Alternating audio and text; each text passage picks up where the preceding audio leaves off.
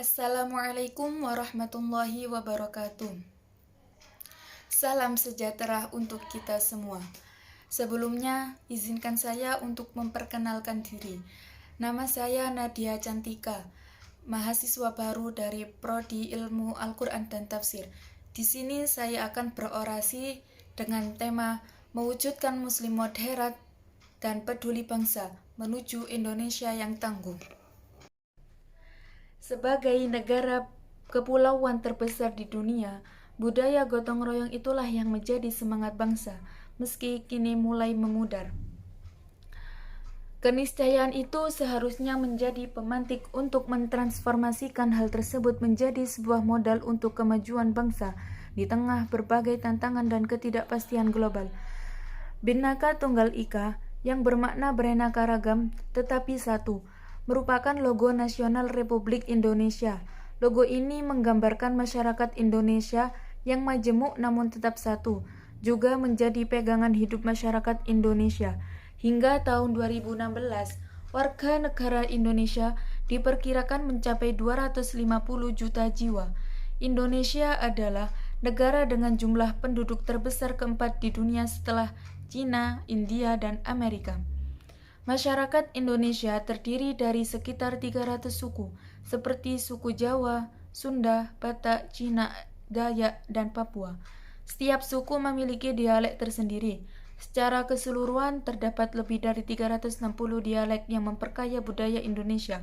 Namun, dengan demikian, bahasa Indonesia adalah bahasa nasional yang juga merupakan pemersatu bangsa Indonesia. Bahasa Inggris yang merupakan bahasa internasional juga merupakan bahasa yang sering digunakan di Indonesia. Bahasa Inggris masuk dalam kurikulum sekolah dasar di Indonesia dan merupakan bahasa bisnis. Selain itu, Indonesia juga memiliki kemajemukan dalam kehidupan beragama. Sebagian besar penduduk Indonesia memeluk agama Islam. Kurang dari 10% masyarakat Indonesia terbagi dalam beberapa kelompok agama seperti Katolik, Kristen, Hindu, dan Buddha. Sebagian kecil masyarakat Indonesia juga masih memeluk agama tradisional seperti misalnya kejawen yang sering ditemui Pulau Jawa.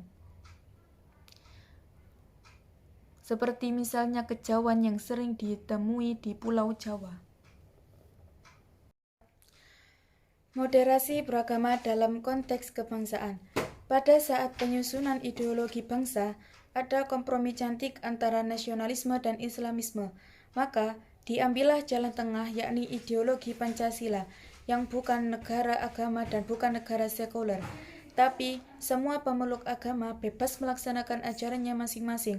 Pancasila dianggap sebagai hasil kompromi Darul Mithaq, meminjam istilah NU atau Darul Ahdi Wasyi Syahada, meminjam istilah Muhammadiyah atau nasionalisme tauhid, meminjam istilah Soekarno. Dikenal pula 4 pilar kebangsaan yakni Pancasila, Undang-Undang Dasar 1945, Bhinneka Tunggal Ika, dan NKRI. Agama-agama berfungsi menjadi sumber nilai, sumber moral yang secara substansi integral mewarnai kehidupan berbangsa dan bernegara. Negara bersama, pada dasarnya semua agama mengajarkan nilai-nilai kerukunan, menolak ujaran intoleransi. Begitupun watak budaya bangsa Indonesia adalah ramah, suka bergotong royong. Zaman sekarang dengan alam demokrasi, kebebasan berbicara, masuknya aliran transnasional, keterbukaan informasi, misal media sosial, semua orang seakan bebas berbicara di ruang publik, seakan orang bebas men-share, sehingga terjadi perang informasi yang berwujud pada opini publik.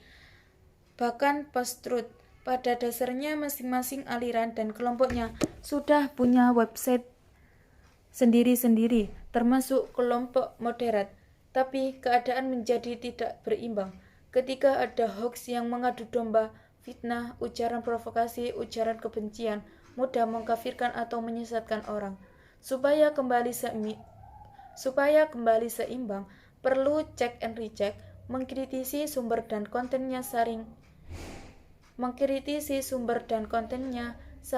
sebelum sharing, boleh juga menambah lagi aspek moderat. Seringkali terjadi seseorang manusia dibenci karena faktor etnis, agama, gender, dan lain-lain, yang sering dilupakan bahwa sisi seorang sebagai sama-sama sebagai manusia yang seyogyanya saling menghormati sering terlupakan, terdinding oleh baju etnis, agama, gender, dan lain-lain. Padahal dalam ajaran Islam, manusia sesuatu yang sangat dimuliakan. Walaqad karramna bani Adam. Secara bersamaan, tentu kita tak bisa mentolerir kasus LGBT atas dasar HAM, karena bisa merendahkan derajat manusia yang justru dalam agama sangat dimuliakan. Berbagai perilaku menyimpang layak dijauhi dengan berbagai pendekatan, sehingga seseorang bisa kembali menjadi manusia yang sangat dimuliakan itu, atau juga bisa menyelamatkan manusia yang lain dari ketularan perilaku menyimpang tadi. Dalam moderasi beragama terkait globalisasi, maka kita bisa menerima yang sesuai dengan agama dan budayanya, dan menolak atau memfilter secara bijak cara pandang sistem nilai yang tidak sesuai dengan agama dan budaya bangsa.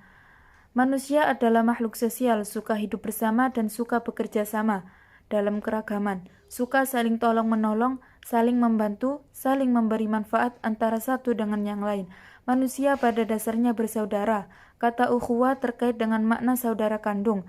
Ada istilah ukhuwah Islamiyah, ukhuwah watoniyah, ukhuwah insaniyah.